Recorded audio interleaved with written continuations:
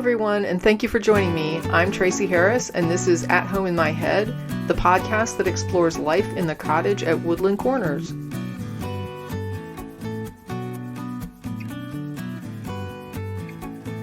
Last episode, I talked about a project to incorporate different marginalized community members into a single Unity panel to talk about their experiences of oppression.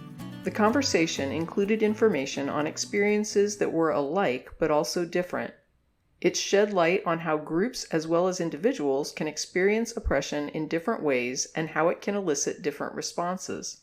This episode includes part 2 of that conversation, and I'd like to start out by addressing 2 points in the introduction before we dig in. First, I'd like you to imagine a car accident.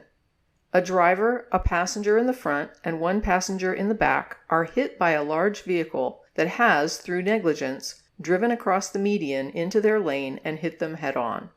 Imagine the driver of the larger vehicle is unharmed and emerges from their vehicle to assess the damage. The driver of the smaller car is bleeding badly from his leg and unconscious. The front passenger is alert and talking and complaining of wrist pain. The passenger in the back seems unharmed. Some of us would be inclined to rush to the aid of the person bleeding to start applying pressure as we enlist others around us to begin calling 911. This is known as triage, assessing who is harmed the most and administering aid based on the order of necessity. Surprisingly, though, I often see people who claim the person who is unconscious and bleeding is overreacting because the person in the back seat was in the same accident and is clearly unharmed. If the accident didn't harm everyone, to them it means it can't really have harmed anyone, and the person unconscious and bleeding needs to grow a thicker skin. According to some, the reason that this person is hurt is their own weakness, and not that I drove into them head on.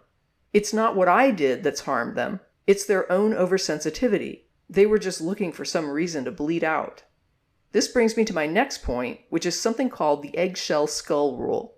In short, it states, the unexpected frailty of an injured person is not a valid defense to the seriousness of any injury caused to them. The first time I encountered this rule was when I was on jury duty. The lawyer who explained it said it meant that a criminal takes their victims as they find them, but it doesn't have to be in the context of a crime. Negligence works just as well. When I do things that cause harm, I don't get to say, I didn't mean to mug someone with a heart condition, or that when I texted while driving, I wasn't intending to kill anybody. I can't point to the passenger who isn't injured to say that anyone should have survived the accident I'm responsible for unscathed. Within a community, there will be many contexts. People like to say that oppressed communities are not homogeneous, and that's true, they aren't. And sometimes this can confuse people when it comes to which voices to listen to within the community. If I'm part of the dominant culture and I want to support the community, and some people are saying that a particular situation is not harmful, and others are saying it is harmful, where should I turn my attention? For me, the answer continues to be that we need to turn our attention to those who are facing the worst of the damage of the oppression, to the person bleeding out and unconscious. It doesn't mean we're denying that the person in the back seat wasn't harmed. We still respect their experience of that accident was one of not being harmed.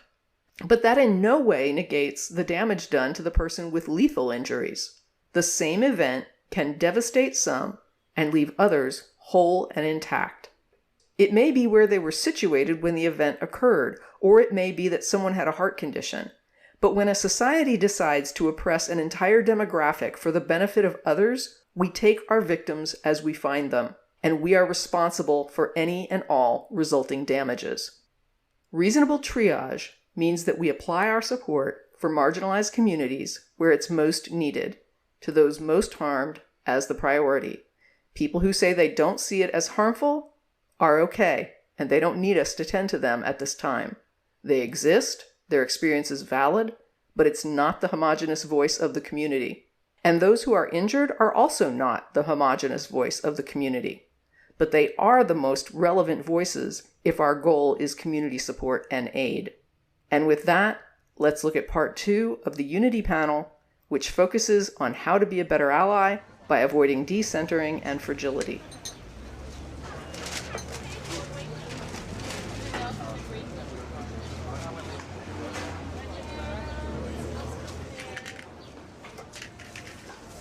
most people, including allies, don't care about trans people until they learn about how it impacts them, which is why I make arguments that are inclusive of how this impacts all of us too.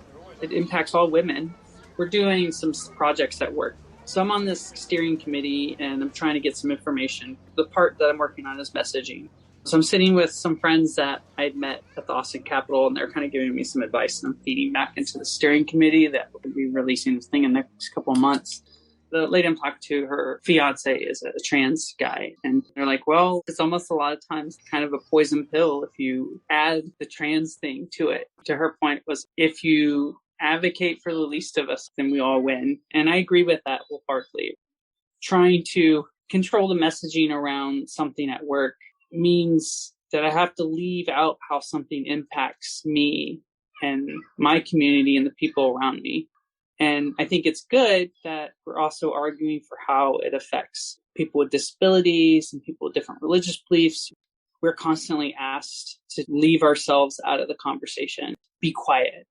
We've been asked to be quiet for a long time. First it was, hey, let's get gay and lesbian rights, and then let's get all of these things, and then we'll slowly.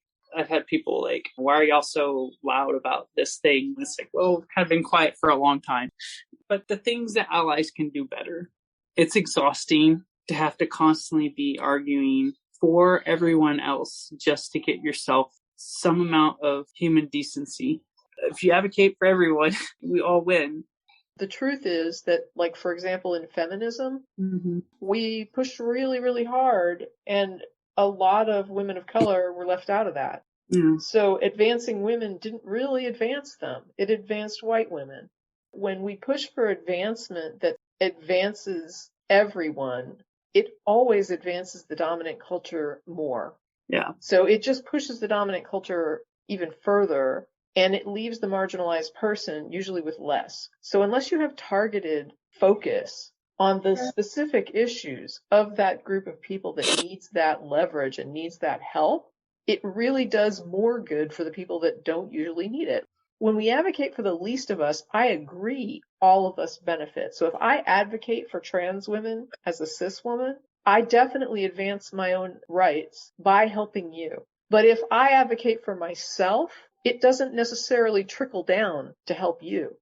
It is sad that I or anybody would need to see how it benefits me or what's in it for me in order to help somebody that is hurting more than I am. But I understand what you're saying, that some people actually need that as a catalyst. It's not enough for them to see somebody bleeding on the street. They have to understand how leaving that person bleeding can be a problem socially and impact them. It's not enough to just want to help the person that's bleeding. But when we do advance for trans women, it really advances all the bodily autonomy rights that then go on to support all women. But I do see that when I look out just for my own rights as a woman that is privileged with my cis status and my white status, when I just advocate for things that impact me, it doesn't necessarily help all women. It doesn't necessarily trickle down to trans women or women of color. Because even my friends, my allies, praised that aspect. Here's how it feels to me. I'm just going to be a little vulnerable. You get kind of praised for that. And I feel like there's people still making it about themselves, and that how it impacts me doesn't matter. Folks who are outside of your community who want to be supportive sometimes end up centering themselves in ways that are probably not helpful. There's a quote that I really like, and I've used this in talking to a few different groups, including my work. I don't need allies. I need accomplices. I like that. The accomplice is someone that you do the thing with, you do the crime with, someone that you have a shared risk in the venture with. You take on their own risk. If you're the driver, you take on the risk of, you may not have been the person who robbed the bank, but you take on the risk just because you're the driver. We all benefit from working together and for advocating with each other. And why can't we all get what we need from society? Why do we have to fight over the scraps? Everyone is familiar with the phalanx.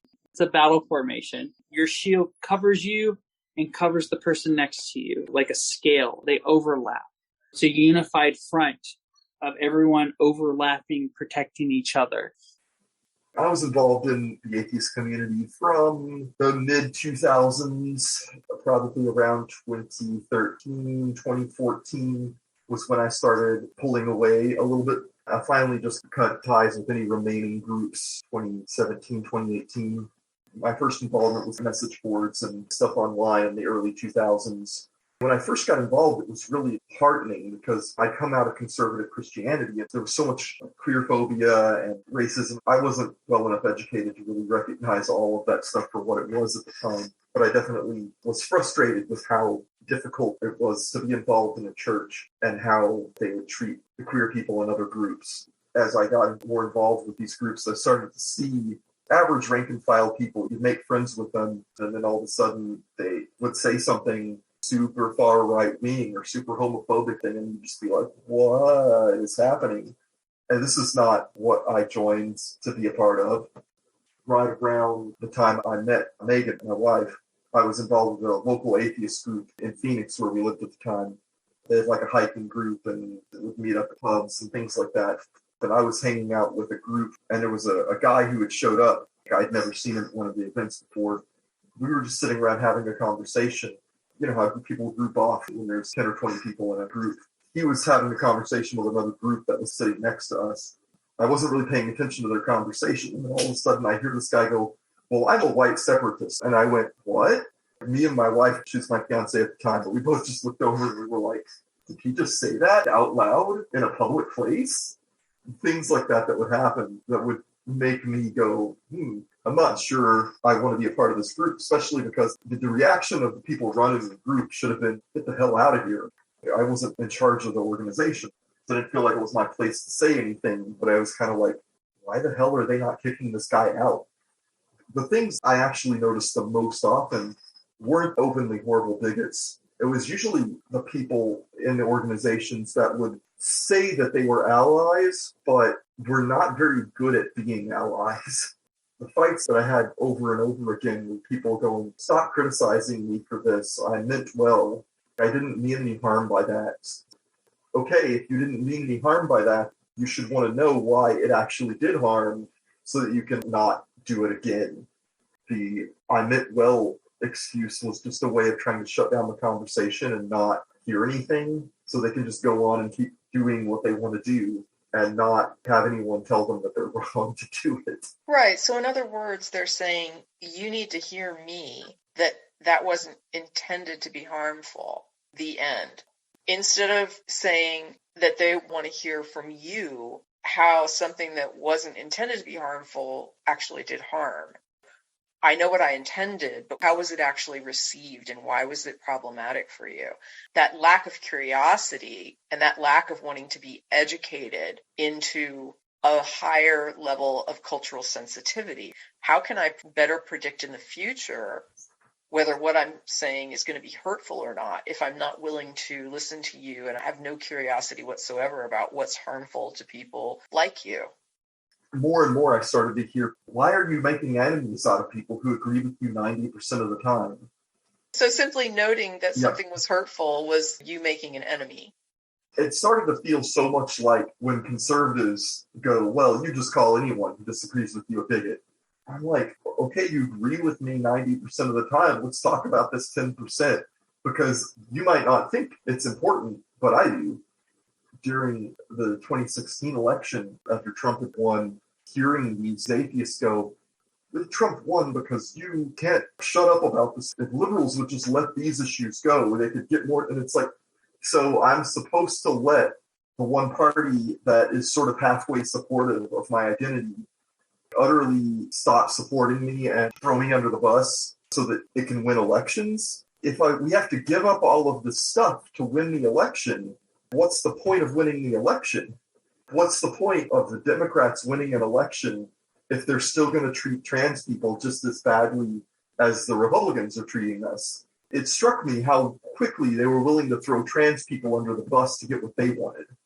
One of the things that strikes me is the story of the Wizard of Oz. What I find interesting about that story is that what you have are people who are, for one reason or another, experiencing problems in their life because of things that they need. Dorothy needs to go home. The Scarecrow needs a brain. The Tin Man needs a heart. The Lion needs courage. And all of these people are lacking in something that they're hoping to get help with. And as Dorothy travels along and her friends that she picks up along the way, they all start picking each other up and saying, you know what, I got your back on this. We're on our way to see the wizard. We're going to get these things that we need. Why don't you come with us and we'll all get what we need? Instead of attacking each other or saying, well, why are you making your brain an issue? I just need to get back to Kansas. And can we just focus on that for a bit and you just put this brain thing aside, Scarecrow? Instead, she says, I have a need and you have a need, so why don't we go get these needs taken care of? They all support each other. When Dorothy gets kidnapped, they don't say, too bad for Dorothy, that sucks. Let's take Toto and keep on with the task of getting the witch's broom, and too bad for Dorothy. They all put themselves on the line and they go and rescue Dorothy and get her out of there. And then when the wizard is really abusive and bullying toward the Lion, Dorothy stands up to him to his face and tells him that he's being a bully and that he's being really horrible. And why are you treating this person who comes to you for help? Why are you treating them like crap? When she puts herself out there, the wizard could have come back and said, screw all of you. I'm not granting any of these requests. Goodbye. Why should I help you if you're going to behave like that? It was kind of a weird thing with society. We've got this minority that's in power, and then we've got this majority of marginalized people that are out there that need things, that aren't getting their needs met, that aren't being treated like fully human beings, who don't have the same access to the same rights that other people are just born with. They're coming to the wizard one at a time. The Scarecrow's saying, I need a brain, and Dorothy's saying, I need to go home, but they're not really cohesively working together and unionized in a way that is making that collective power what it needs to be. If we had that kind of cohesion, I'm not saying it's easy. A lot of times people are so resource stressed that they don't have anything left to try to give to somebody else or to try to help somebody else.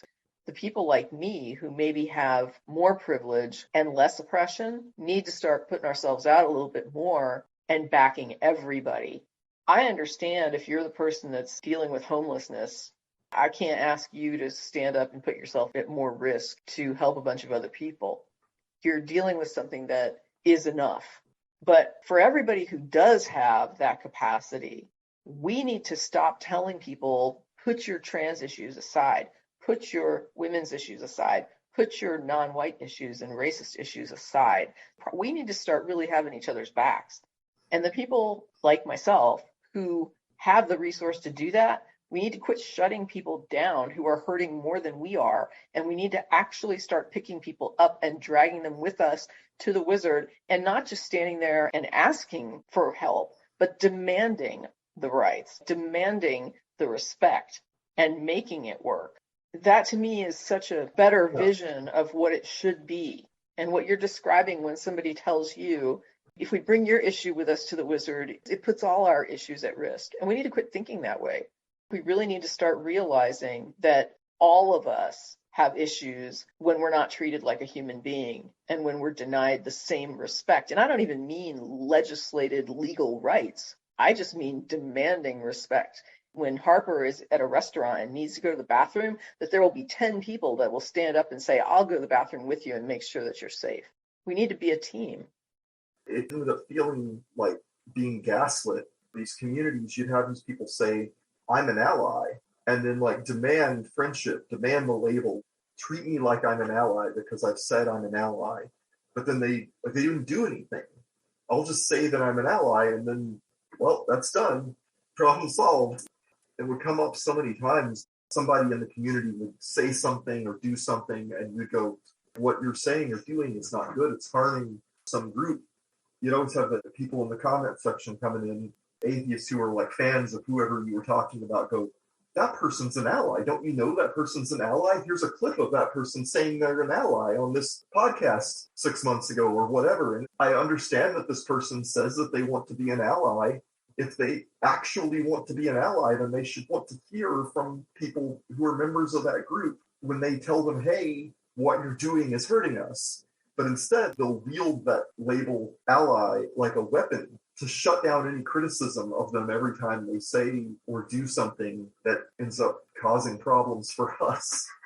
It was so frustrating to watch that happen over and over and over again in the community. And eventually it just got to the point where it was like, well, these people don't want to hear from me. These people don't want to hear from a trans person or a Black person or a queer person telling them, here's what we need, because their response is always going to be, didn't you know I'm already an ally? I don't need to do anything or change anything about myself because I'm already an ally.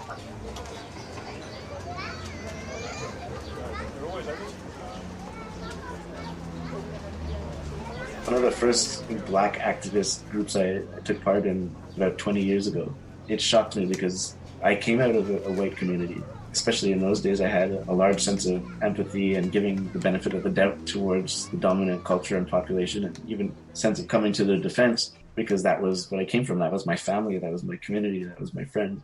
But I was also dealing with and coming to grips with racism and systemic racism and my experiences, and it was a work in progress, I suppose you could say. In that first group, it would be mostly Black people as members of those groups, and that would show up to the meetings that we would have. But every once in a while, there would be a couple of white people there. Either they would be the girlfriends or boyfriends of some of the members, or just people that were interested and wanted to come and take part and feel a part of that community. But those people always ended up in positions of leadership. They would come in and then assert themselves, take positions, and they really want to be involved. And when that would happen, members of that community would be hostile towards them. And I remember that stood out to me as, come on, Black people, like, we got to be nicer to our allies. But what was happening was they weren't coming in and listening. They were coming in and taking over the narrative, essentially trying to be that white savior.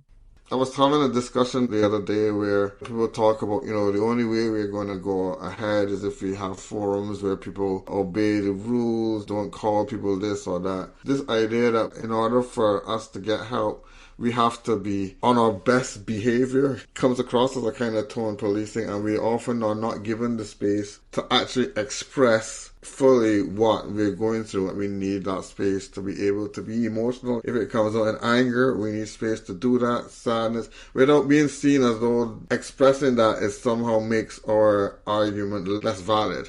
One of the things allies can do better is always remember the perspective of the person that they're supposed to be supporting. Instead of looking at it like a white person who never gets racism thrown at me, who never has to walk away from a job interview wondering, am I not going to get this because I'm white?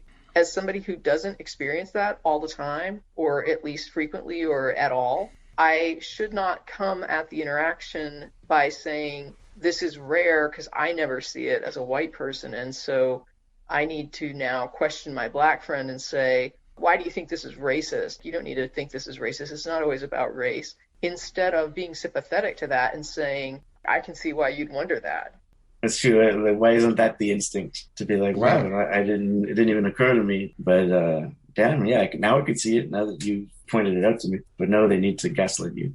They also need to defend and explain why they did the thing they did, which I also think is not necessary. They need to say that the intent was not there.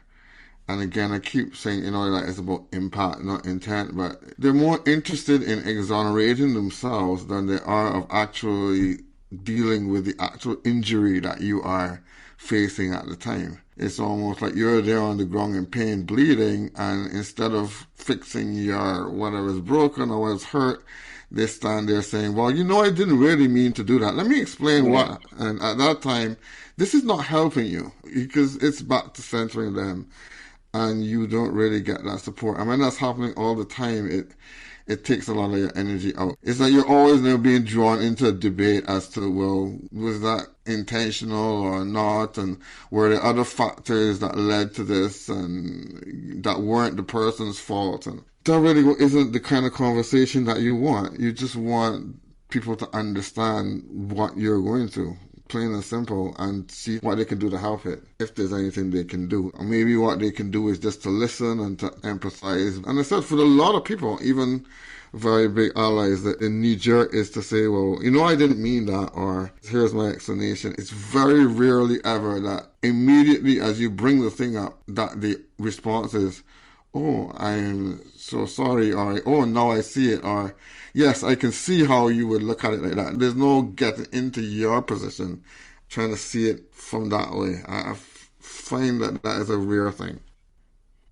When you're coming from the dominant culture, you have a very individualistic way of perceiving your own culture. I've always thought of myself as a Black person or a brown person or a person of color, like somebody that's got to be defined by my skin somehow, because that's how I've always been defined, since as early as I can remember. But I don't think a white person wakes up thinking I'm white, you know what I mean? Or walks into a store thinking like, oh boy, I'm in an uncomfortable neighborhood for my skin.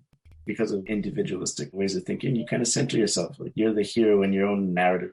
When you start to develop empathy for marginalized communities, if you develop a sense of empathy for the Black community, you might feel like, oh, well, now I'm seeing things that I haven't seen before, and now I see it. Well, now I want to go and save them. And then you have the white hero that comes out, and that person ends up doing more damage than good in the long run, too. So decenter yourself. Don't go in as a hero. Go in as somebody who's there to learn and to observe.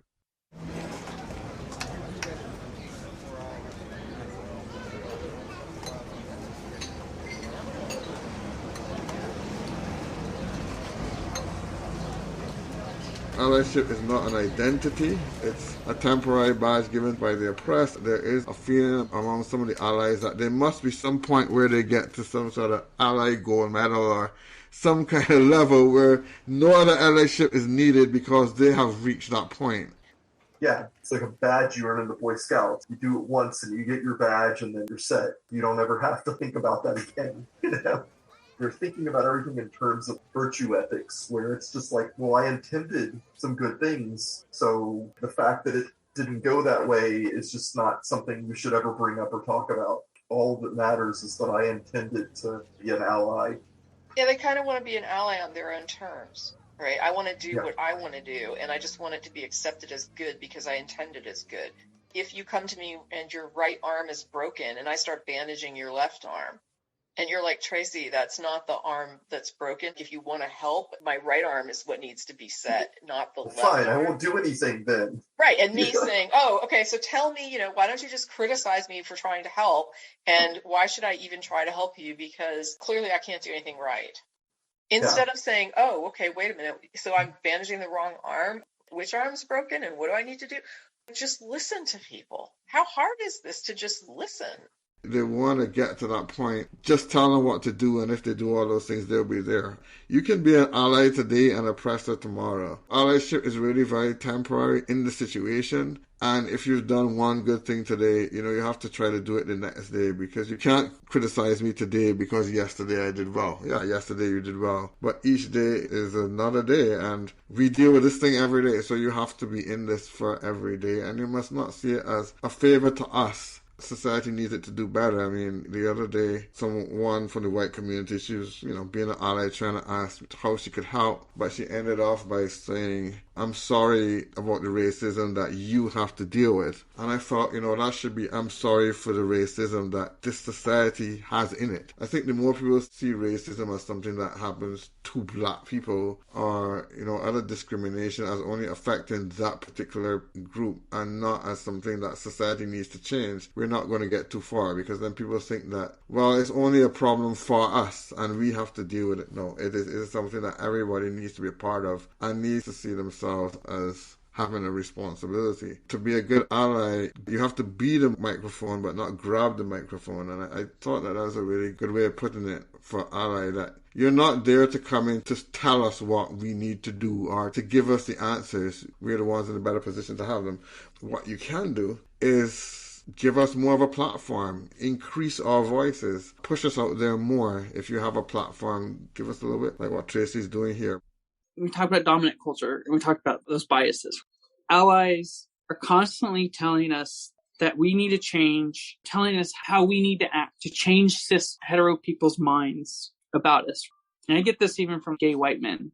I had a meeting one time, and I was kind of complaining about being talked over by cis hetero people. And I'm like, why is this person even talking? And the person's like, well, we need allies. It's like, yeah, we do need those things. But if you're going to come into my space and make it about you, then I don't need you. The problem is having allies tell us how we need to change other people's minds about us, instead of actually telling other people that they need to change what they believe about us or how they treat us. We need allies that are going to center our voices more on issues that impact us. I'm lucky that I'm in a situation where I've got a few people around me that center, but I'm constantly, even with cis queer people, having someone recently, are you sure you're not just projecting your own insecurities as a trans person on all of these people? And then me having to spend the next 30 to 45 minutes unpacking all of that and explaining to them why I'm not. And then them looking around the next day and then seeing it all, do the hard work, or I had to do the hard work of lifting back that veil. There was one thing that happened during Black History Month, a situation where allyship was what they were intended, but it's not how it turned out. The library here, Calgary Public Library, they had a very good Facebook for Black History Month. That was good support. But then, as often happens with these things, when you have unmoderated or not so well moderated comment space, people can say whatever they want to say there. And what starts out as an allyship ends up being actually a marginalization, because you are allowing whoever is there to say whatever they want to say. People supporting us, and then the comment section being various versions of why don't we have a White History Month. And those are the kind of things that, again, is erasing that difference of our experiences and recognizing that our experience has been one of dehumanization because of the color of our skin. And you can't just simply reverse that and say the power of the dominant people need the same. Persons who are allies don't realize how much that is damaging and think that, oh, we should be able to enter into debates or discussions on these issues because, hey, you have a platform, so do they. And they don't realize the emotional impact, the emotional labor that comes from you going into space just to try to enjoy it or to have some pride, to then have to be drawn into having to defend why Black History Month is needed or why it's not, the legal system isn't quite working in your favor, whatever that is.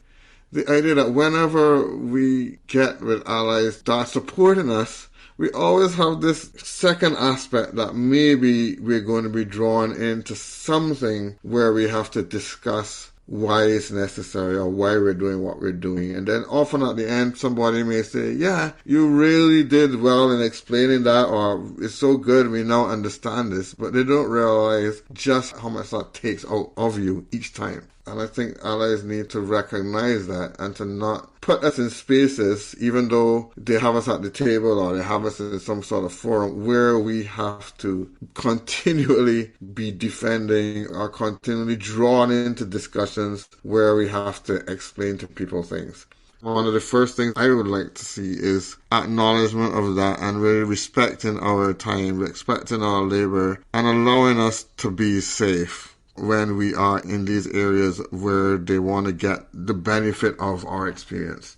If we say, hey, these things are happening, look around, because they probably are happening. I would say extrapolates to Black people, brown people, cis women, the Me Too movement, believing women when women say we're being sexually assaulted or harassed. Having straight white guys saying, well, I need video footage of you being sexually harassed. Right? To believe you. This seems absurd to me. There's so many people who call themselves allies that have that same burden of proof, and it's so high that's something you could never actually prove to them. Privilege is a gift. Cis allies need to understand how being trans and a cis supremacy society robs us of experiences that cis people take for granted. In all the areas that I'm privileged, it could be really easy for me to inadvertently hurt somebody from another marginalized community because I'm not aware of what their experiences is. I'm not aware of the things that could be triggering to them. So I'm insensitive to it until I become aware of it and make a concerted effort to elevate the weight of the kind of things that hurt them in my own mind so that I can become sensitive to it. It's not just a matter of following a set of guidelines or rules, or I'm not supposed to say this or that, so that it hurts me when I hear somebody else do it too, because it hurts me to know that my friend is being hurt or that people of this community is being hurt. Learn about the things that hurt that community, even if you don't understand it. Use that to help trigger your empathy and help you connect more, learn and adjust. When you're dealing with the marginalized community, you're dealing with people who have experiences that you're not going to have. People that perceive the world around them is going to be shaped by what their experiences are. And you don't have those. You can't assume the reasons. And you might be looking at it from the outside, looking at the situation and feel like, okay, well, I can draw a conclusion about that based on what I know, but that could be worthless. That projection can cause people to dismiss you. Whereas if somebody is making a legitimate request to be considered or validated in a certain way, and you look at it from a person who doesn't get hurt by the things that that community is getting hurt by, and be like, well, I don't think that's an important enough thing to worry about, so I dismiss it. And that's projecting your privilege onto an underprivileged group of people. That's very dangerous, you know. Okay, an example of how that plays out is Facebook, their algorithms and their moderators. Like Black people and trans people, LGBTQ people, and people that are allies to those communities are finding that those algorithms and the type of moderating that's being done is in the favor of the privileged dominant culture, where women criticizing men are having their posts removed, they're getting their account suspended, and men are getting away with carrying on with sexist things and that are kind of normalized still, and their content is not getting moderated. And Black people complaining about racism are getting moderated, and the people making racist statements aren't on the same level. That's a projection. If I flag something that is very clearly racist and the algorithm doesn't catch it, so I flag it, they have somebody look at it and they're like, yeah, that's fine. That doesn't go against our community standards. When technically it does, but they're reading it in a different way. They're projecting their mind on it. They're just like, no, that's not offensive. You know, it doesn't come across as hate speech. When we first started having discussions about whether or not being gay was a mental illness in the psychological community in the 50s and 60s, the thing that blew people away was that gay people started showing up and saying, hey, we have ideas about ourselves, that's not being reflected in the research at all. And the starting point was just to assume that gay people were mentally ill. And there was never any real discussion before in the psychological community. It was just sort of assumed. When you start hearing from anybody who wants to be critical of quote unquote the gay lifestyle, they're always saying, well, the changes in the psychological community, it wasn't based on real research, it was just political. And what they really mean there is that gay people had a say. Queer people came in and had a say on how this research was done and how things were handled. To them, the only way you could have good, solid, consistent research about the subject was just straight people analyzing it. Gay people weren't allowed to have any input on their own existence. This is one that I heard on one of Tracy's podcasts about recognizing marginalized people as having a second language. People think that, oh, well, it's good for us to have that different perspective, but we don't understand them. But in truth, because we've lived, as you said, Joseph, we've lived, and certainly maybe you more in a sense than me, and maybe more directly, in this dominant white society for a long time. And we understand what their position is because we have to understand that language just to survive. So it's not like we don't know what they're coming with.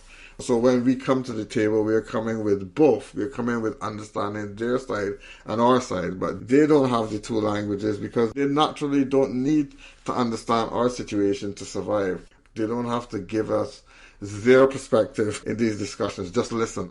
Learning to understand another culture and what they deal with sufficiently to be able to predict before something harmful happens that this would be harmful to this person. That's the second language David's talking about, where the more I learn that other language, the more I'm able to head off things that might be problematic because I'll be more informed about that community and I'll know this is hurtful because of this particular history with them, or this is a problem because they constantly deal with this particular form of oppression. And so I don't want to do something that would be reminiscent of that. So cultural sensitivity is very important in being able to head off harm before it happens so that you don't end up having to apologize. You can actually do better before you do something worse. I got banned on Facebook for saying this, but I'm going to just say it. I'm going to make a lot of people mad at me. Let's see what you have to say and we'll see if it makes the final cut. Okay. I have a saying, and I say it around my friends a lot, who are cis and they understand what I mean by it. But I always say, cis people are fucking cowards. And what I mean by that is that even in LGBTQ spaces, I know people who are quiet. I have a friend at work. He's a gay man. And obviously he doesn't owe anyone disclosure. I want to put that out there. But he was so afraid of how him being gay was going to impact his job. He didn't come out at work. But here was people in the closet who started coming out after I came out. And we're sitting here all, at least myself as a trans person. When you're trans and you come out, There's no going back from the closet. My boyfriend and I had this conversation. He's bi, and he's like, if the government starts sending queer people to concentration camps like they did in World War II, he can blend in with society because he's a white man. And he's like, there's no like going back from the closet for you. And when I say cis people are cowards, I mean, they're always the people who are telling me I should just be a little nicer, or I should be a little sweeter. I should be quiet and don't upset the status quo. And it's my fault if I point something out and a straight person gets upset about it. It's that fear of being judged, that fear. And obviously it doesn't track to everyone. There's a reason for the word fragility, and that's what you're describing. As somebody that has an intersectional existence with areas of privilege and areas of not privilege, I think those areas where I have privilege, I can afford to be resilient rather than be fragile. When you get upset with me as a cis person, then I need to be able to take that hit, because I understand that that hit is coming from somebody who deals with oppression every day in that same society where I am privileged as a result of that same oppressive system. So the system oppressing you privileges me. I exploit your pain to my benefit, whether I want to or not. As a result, when you are upset about that, I need to be understanding, not defensive. You would be surprised how many people were actually really nice to me by themselves, but you put them in front of other people and instantly they don't know you. You're not their friend. Or you're going on a date with someone and you go to like just your neighborhood bar, people there know you, but it's not a queer bar, and you go on a date and the person is standoffish, sits at the other side of a long table from you and talks to you like you're an acquaintance, like you went to get a drink after work or something. And then you go down to the neighborhood instantly. Oh, now we're on a date. And then also trying to keep those friends and trying to get them to not be as afraid to be your friend or to be on a date with you. Or to just, stand up for you. Yeah, stand up for me or treat me like a human being. Exactly. If you're going to be an ally, I don't need cowards. If somebody wants to support you, they need to not treat you like you're a shameful thing. Yeah. And I don't think that's too much to ask. It really shouldn't be. If somebody feels like that's too much to ask, they need to really think about what they expect other people to accept as treatment. And maybe I'm just trying to be too nice. You get trained almost to be that nice. You get so threatened by these people who say they're allies, but then the moment that you lash out because you're angry at being oppressed, which is completely understandable, they act like that's the worst thing in the world, or like they shouldn't have to be supportive of your basic human existence anymore just because you got frustrated at being oppressed. Yeah. I'm going to dig a little bit. I try not to use names or businesses' names or anything, but when I kind of came out, I talked to someone. I'm going to give them the credit after our second conversation, but I brought up the point, would y'all be willing to write a letter or put something out that says, hey, these are our values and we're not going to tolerate bigotry at our gym. And they took that as offensive. They took it as, oh, why, you think we're going to disrespect you or something? And the defensiveness kind of was like, I'll give it a shot. But obviously this isn't a conversation they want to have. They took it personal that I suggested that they put it out there that these are their values. Right. And lo and behold, my whole concerns about how I was going to get treated came to fruition. And then they had the gall to come back at me and be like, well, you said something negative, and he leaves the conversation. Well, this is my job. And let me stop you there. I, in tears, gave this long explanation of all the things that I've been going through, because I don't share everything on social media. I'm open, but I try to be graceful, not throwing people under the bus. After sharing everything, their voices changed. I don't think they've realized all the shit that I'd been through there. To their credit, they owned it. As business owners, you can't be reactive to things. You have to be proactive. You have to get out in front of these things. It should not have happened in the first place. The owner had to fire one of his friends for sexually harassing one of the students who was a woman. And so they're at a cross points where they're like, we need to put something out. These are what's expected from our coaches, and this is what's expected for our community if you're going to be a member at our gym. They owned it, and the guy who got defensive the first time said, you know what, that's on me. I fucked up. And they're working on trying to write something to just essentially, hey, we want to make sure this is a safe place for everyone. And this kind of is part of the what can allies do better?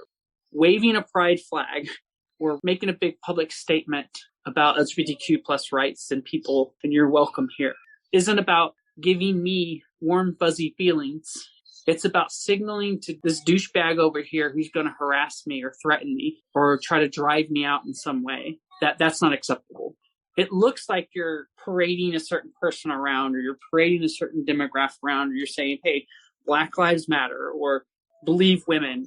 What you're basically saying is that if you're viewing all of this as just simple virtue signaling, your heart's not in the right space. You should not be too cowardly to put your values down on paper and put them where your mouth is. If it is your value that the trans person at the gym is not going to be harassed, then you should be able to write that up and post it. And if you are a cis and hetero person, if you're in a position of privilege, it's about using your privilege to support other people.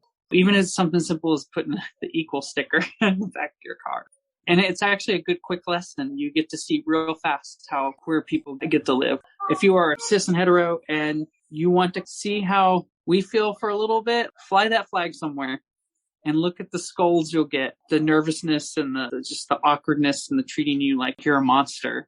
If you're not willing to fly that flag and get those nasty looks, then you're not an ally. I can't speak for everyone, but I definitely don't need you and I don't want you. My earliest experience has been being a minority and knowing that I'm different, realizing that I'm experiencing certain kind of discrimination and that my mom is, and the rare other person that looks like me that I come across is also experiencing it. It's like being indoctrinated against yourself to come up in a community like that. Some of the earliest memories that I have that I've learned in order to survive those kind of environments is that I can't make them feel uncomfortable about race more than they already do. Just the sight of me walking into a room with my little afro or something like that might have made people uncomfortable. Don't make people feel uncomfortable about racism. Don't make them feel that they have privilege in any way, because the dominant culture doesn't tolerate that discomfort. Somebody coined the term white fragility. That fragility is a way of shutting down the dialogue. That's kind of ingrained in the dominant culture. And I think people, even who are intending to be allies, have that instinct. Learn how to tolerate discomfort. Learn how to be in the presence of it. As a Black person, being in a room full of white people, there's a lot of things, a lot of discomfort that I have to feel. There's a lot of racism in some cases that I have to feel, like overt and microaggressions. I need to navigate those environments and absorb these hits all the time. The least an ally can do is feel a fraction of that in order to get the nugget of what's going to come from being around dialogue that makes them uncomfortable. The flip side of white fragility is white resiliency. So if anybody would want more information on how to do better and overcome that sense of fragility and that discomfort, look up white resiliency and you will find information on that. This is often something, well, he didn't say anything bad or she didn't say anything bad about it or they didn't say anything bad about it, so it must be okay. A lot of times, because of the power structure in society, it's very risky for any of us to speak out against racism. It really takes a lot, even to get to the point where I do it now a fair amount. It does take a lot. And so our silence doesn't mean consent. And sometimes you may actually have to go out there and get our views on something and try to create an environment where we can actually be honest and not feel that if we are honest that someone's going to get down on us. So create that and reassure us that there's no risk in being honest, that we're not going to get that pushback. Do as much as you can to make it a situation where we can be honest, because the more honest we are, the more you're going to learn and the more you're going to realize how to do better. I try to set up on my spaces what is a brave space for oppressors and a safe space for the oppressed. So if you're in the oppressed position in a particular issue or topic or situation or context, you have the right to be frustrated and express that frustration. If you are the oppressor in that situation, you have to accept that and you have to be cordial to the person regardless of how much hostility comes your way. I expect people to understand when they are in a power position and not pretend like they're being harmed and hurt. They need to accept their role in the oppression and understand why somebody's frustrated with them. Meanwhile, the person who is frustrated gets to be frustrated because they are being harmed and they get to talk about that. And if they're angry about it, that's absolutely fair. It's absolutely reasonable and it's acceptable on my spaces. People need to be very aware in my spaces of when they are an oppressor and when they are oppressed. What we've been talking about a little bit here is the different roles. I think, Joseph, you talked specifically about the times when you feel that male privilege might be something that you're experiencing, and then other times you're experiencing racial oppression. Intersectionality is what we're talking about. But if you're in an oppressed situation, you're being oppressed. It's not like it comes and goes. It's happening all the time. When you're oppressing people, that's happening all the time too. It's not just something that I do sometimes. If I'm benefiting from other people's disenfranchisement in the society, that benefit isn't just something that happens at 3:00 on Saturday afternoon. I'm benefiting all the time from that oppression. That's how the society is. That's what systemic is.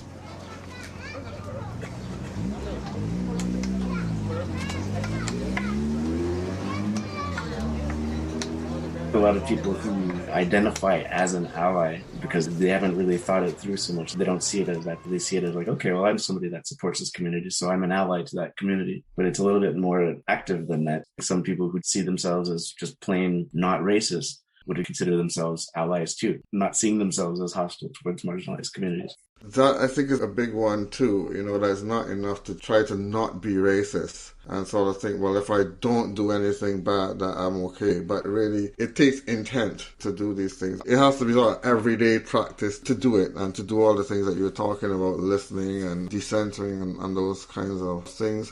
I have a neighbor who's a white lady. She likes Black people. She likes Black culture. When I moved in, she got a little too excited about me being here. But she's somebody who we're on friendly terms, but she commits a lot of microaggressions. She's done things like touch my hair without permission and actually even asked. And I said no, and then went and touched it anyway because she couldn't imagine that I was serious to say no. Over the years of living here, she's one of the people that I've been a little bit harder on with this kind of thing because she's my neighbor and I have to share space with her. We see each other outside in the parking lot, at the grocery store. I've been a little more blunt with her on, no, I'm not having that because this is my home and there's certain things I just don't want to deal with. It's never gone over well. When she met my mother, she put on this terrible fake Caribbean accent because she knows my mom's Bajan. So she put on this kind of, you mentioned Cool Runnings earlier, like it was, the accent sounded like that actor Dougie Doug trying to do a Jamaican accent. Oh my goodness, that was really good. Mom and I were just standing there like, what is this woman doing? And she kept trying to say it to me, she's like, oh, Bajan. Like when I make some Caribbean food, she'll put on the accent. And I told her, I said, I really don't like when you do that. And I really appreciate you never doing that to my mother again. She's like, oh, but your mom said she loves me. I'm like, yeah, my mom believes in Jesus. She loves everybody. But it doesn't mean that she likes you coming in her face and doing that. The last interaction I had with her, I had to call her out on something. I didn't even call her out. The things that I called her out for, I've never succeeded at getting her to understand why it's problematic. To the best of my ability, I explain it and it never gets understood. So she kind of feels now that she's on eggshells when she's around me. So she's struggling with, she doesn't have the self-control to stop herself from doing something problematic, but she doesn't have the understanding to avoid doing it. I started getting dreadlocks a couple months ago. In the early phases, it's kind of an awkward look. She caught me outside wiping the snow from my car and she said, oh, like, I love your hair. Like, are those dreads? And that's fine. And she's like, oh, great. And we talked a little bit more. And then she said, are you a Rasta? She didn't even say it right. She's like, are you a Rasti? Oh my goodness. For those that don't know, Rastafarianism is a religion. To a lot of members of that religion, having dreadlocks it has religious significance to a lot of the members. So for her, she associated with Bob Marley and was like, yeah, are you a Rasti? And I said, no, I'm not a Rastafarian. I made the mistake of asking, well, why did you ask? And she said, well, most people with dreadlocks are Rastis. Wow. And I said, no, actually, most people with dreadlocks aren't. But, explain that it does have religious significance in that community. And then I proceeded to just continue wiping my car because when it starts to go that direction, I usually try to get on my way. And she projected on me because I didn't roll my eyes. I didn't say anything in retort. I didn't have, as far as I'm aware, body language that communicated that I was bothered. But because of all our previous interactions, she was expecting something. She said, come on. All I asked is if you're a Rasta. Like, don't take it that way. Oh, wow. She got... And I'm like, take it what way? And she came at me for it. Basically, her discomfort about talking about racial things with me She projected that I had a reaction that I didn't even have. And then we had a big blowout about it. And she said, I can't even believe you would do this. Like, I'm an ally. Why would I be always trying to hurt you? And I said, you're not an ally. I'm the one that lets you know if you're being an ally or not. I don't think you're always trying to hurt me. I think that you hurt me unintentionally all the time. And that's the problem. When I try to call you out on it, you're not ready to hear it. And that was the last interaction we had about that. But there's somebody who, in her mind, she was an ally because she's not anti-Black. There was another situation where this was somebody who's I considered a pretty good friend around this time too. This person also considered themselves an ally. And in the wake of George Floyd, his murder, I was posting a lot on my Facebook page, which I don't do so much anymore. But back then I was venting out a lot of my feelings on my page, using my page as a platform to kind of call out some things. I noticed, like, because I have Black family and white family, there's two communities that I'm seeing interacting in response to the news. And I see in the Black community, people are checking up on each other. They're posting things, trying to like support the community because all the tension and protests and everything that was happening, like we were all feeling it pretty strong. It's a very helpless feeling. I made a point of saying, like, my white friends and family, like when I look at their pages and their platforms, you wouldn't even know that we existed. So this one friend, she was getting all of these in her feed and she was reading them, but she wasn't responding to any of them, but I guess it was showing up for her. So then at some point she decided that, okay, well, my friend here is like complaining that white people aren't doing enough and stuff. So I'm going to start sharing stuff. But she started sharing problematic things. She doesn't understand what's going on enough that she thinks she's posting things that's helping and she's posting things that's problematic. So then I would call her out on it and say, oh boy, like all lives matter. This is why that's problematic. I would kind of address some of those. I won't go into the details of all that, but her response to that was to get really offended, to, again, once say, like, I don't know why you would treat an ally that way. This is how you treat your enemies. And then to pretty much say, like, you're so inconsistent. You're telling us that we're not doing enough. And then when we do something, you slap us on the wrist for it. Make up your mind. It was a very, like, frustrated tone based on ignorance about how to be an ally. And it ended with, if you're just going to be like that and abuse us this way, then maybe we're just going to revoke our allyship. I'm just going to ignore this topic altogether because you guys aren't appreciating me for what I'm doing. That's so amazing that you said that, because I actually got that same, I don't want to be slapped on the wrist comment, think about a year ago as well, with a lady who, again, was a friend. And it was, if I'm not a good enough ally for you, then perhaps this friendship has run its course. I could not believe that a simple call out would mean the end of a friendship. If I can't meet your standards, I guess I'm out. It's just incredible to me how the whole thing with ally is you are there for the person. But yeah, it's conditional a lot of times.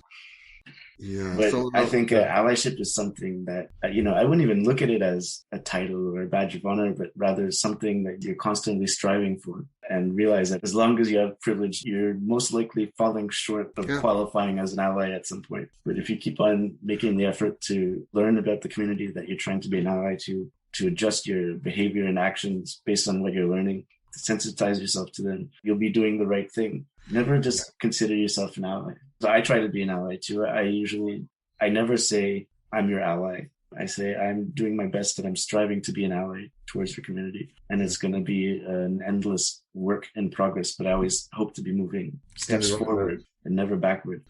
People have to ask themselves what they're in it for.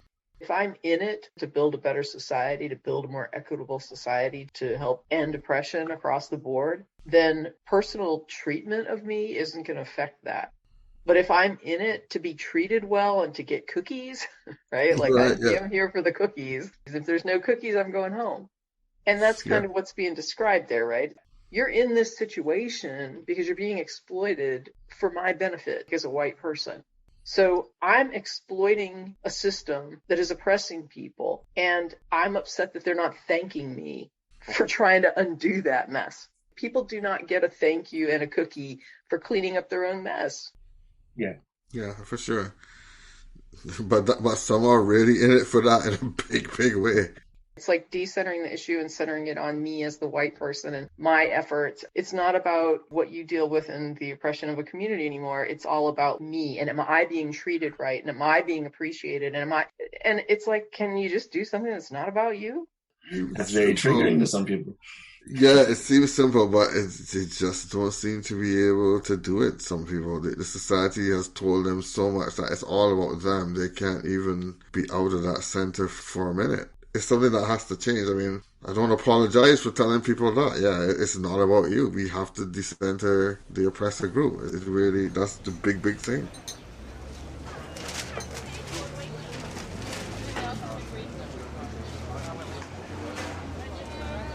I've seen gatekeeping in social life, people that like to keep their crew of friends white or majority white, to sports, to people that are being exclusive of who they're selecting for their teams, who they're going to promote and put some effort into developing their skills, who they think is worth doing that to. I've experienced that in music. The last high school I went to was a predominantly white high school, and they would put on pretty elaborate musical productions. They used to do Gilbert and Sullivan productions. What are they called? Operettas. So it's not quite an opera, but there's operatic singing involved, but then there's also dialogue. So it's like a play, and they're funny little shows, but they have a lot of music in it and a lot of singing and a lot of roles. You know, in high school, you have people that get involved in those things that are good singers. You have a handful of those, and then the majority of people are just average singers that aren't that great or aren't that good. Not to say that I'm a great singer of any sort, but I always tried to aim for some roles in those things. That's the kind of production that I was really interested in being involved, and I put a lot of effort into learning how to sing the roles and to audition for all these parts. And I noticed that if it was going to be a Black person or a visible minority at all, they would have to be amazing, like professional quality singer in order to get any kind of role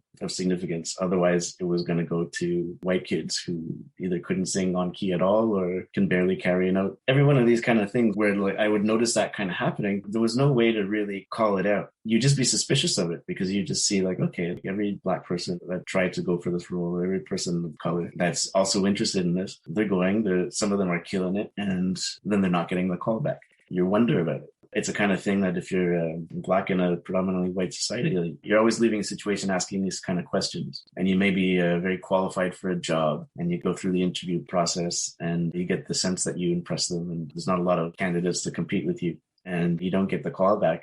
If you're a person of color, you're kind of wondering, could that have been because of race? And if it was, there's never really a way to catch that and correct it. I have another friend who's a marginalized person, marginalized in one way and privileged in another way, because it's a person who's white, but she's a trans woman. She's trying to be an ally to me as well as I'm trying to be an ally to her. One of the areas she's struggling with, she's still in a certain place in her development as someone who's learning how to be an ally to another community while she's also in the position of being a marginalized person herself. Sometimes make some mistakes that can be triggering to me.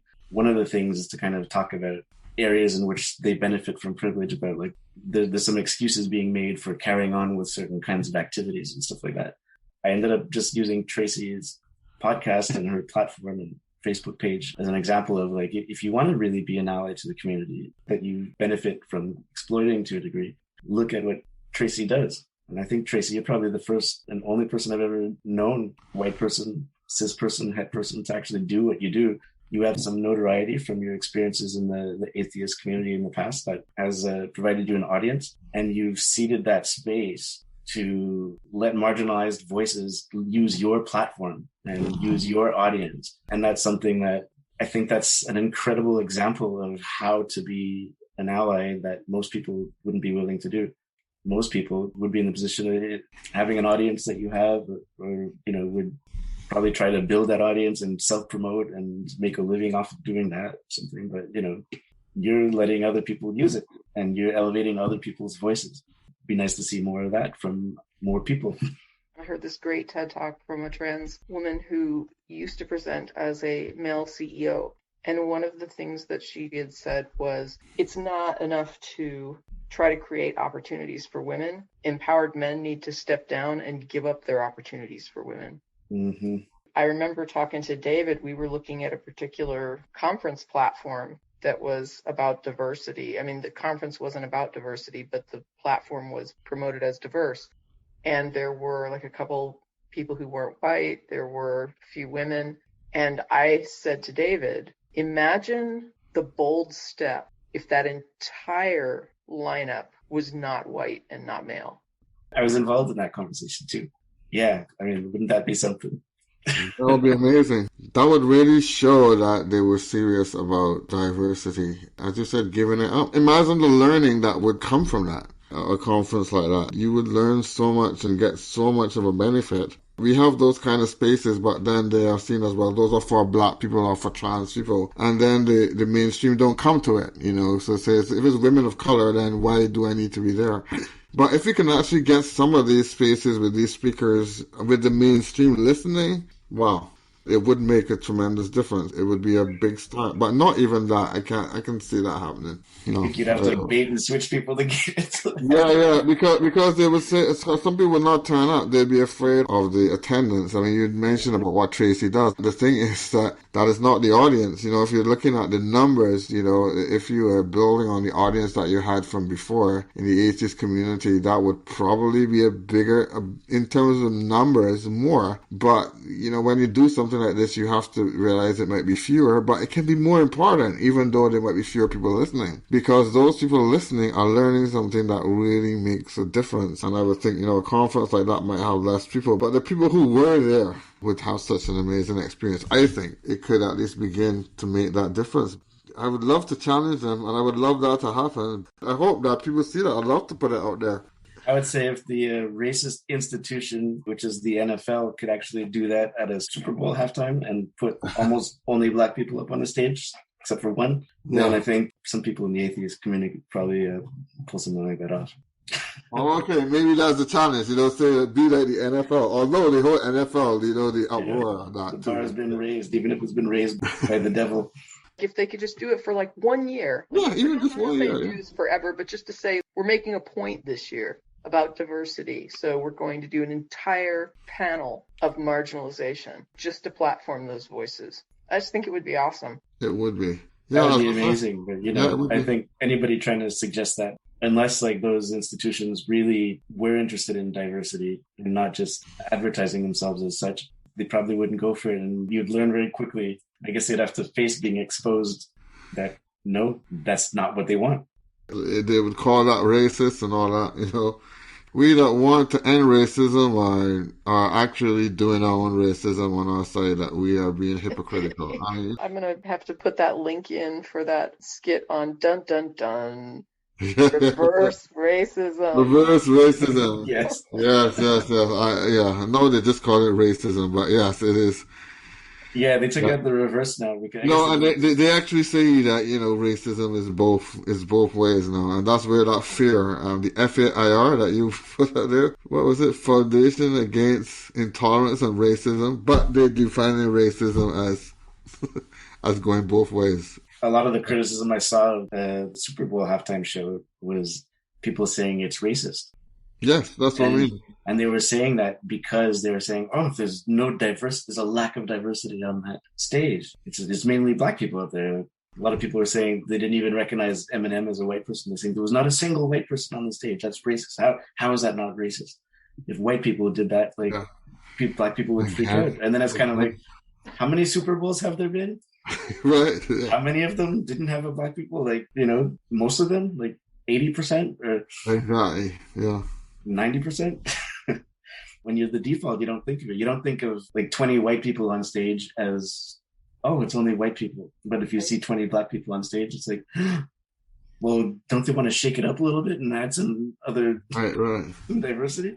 Because you can't have something unless white people are included. Yeah. I think that's what it comes down to. Is the white person is the first person there, and then we build diversity around that. Yes. Yeah. Oh, that's a good way of putting it. Yeah.